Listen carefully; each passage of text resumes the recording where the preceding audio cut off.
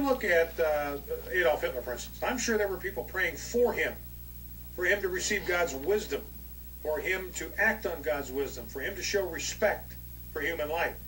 And the way God answered that prayer is by taking him out, because he wouldn't listen.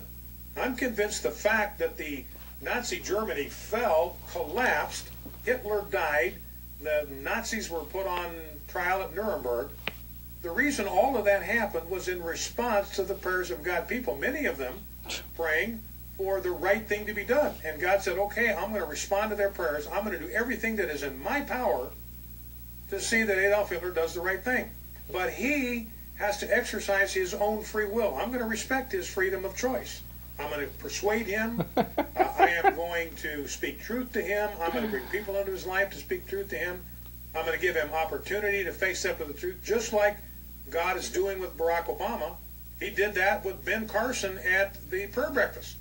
I mean, that was a man speaking truth to power. It was an opportunity for Barack Obama to hear the truth and do something with it. So God says, look, that's an answer to prayer.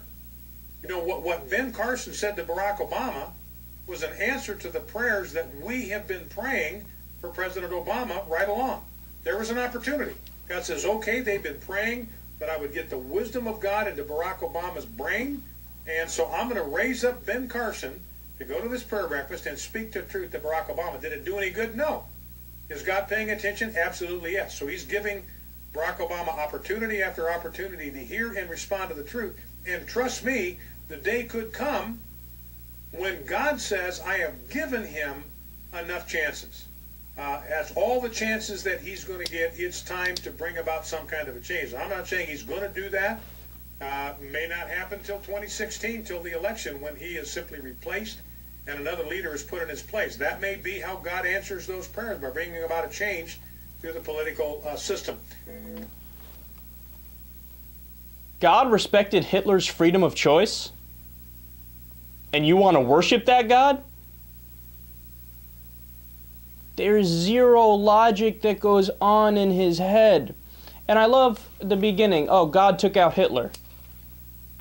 He did it after he killed millions of people then and shoved them into ovens and invaded an endless number of countries. You think maybe he could have gotten involved beforehand? No, the selective thinking is amazing.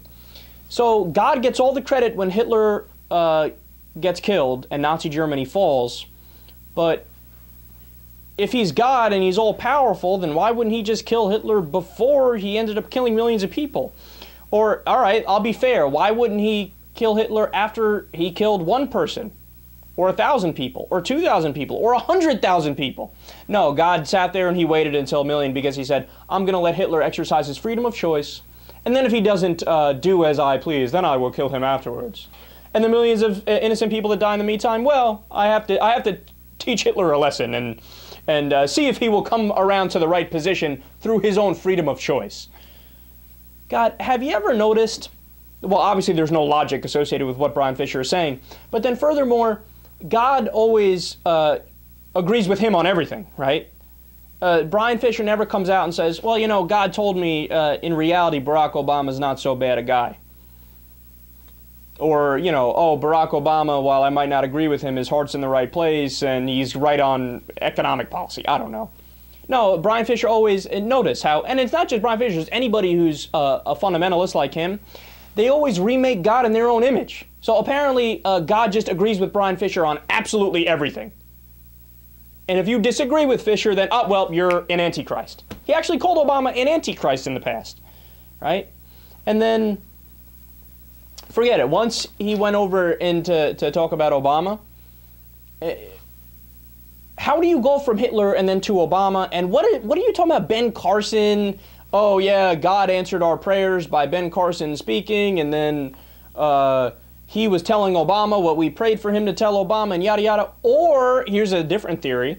Ben Carson is his own person, and he's conservative, and he decided to speak and say what he said. I know it's a radical idea, but maybe it has absolutely nothing to do with your prayers. No, but again, I'm talking logic and reason and rationality and common sense to people who have no interest in logic or reason or rationality or common sense. I mean, Bryan Fischer is He's on a different planet, man. He's on a different planet. He lives in a world where you don't need empirical verification for anything, and you just name drop God all the time. And then furthermore, if he actually believes what he's saying, right, and he's not just a scam artist and a con man, he should be in a straitjacket.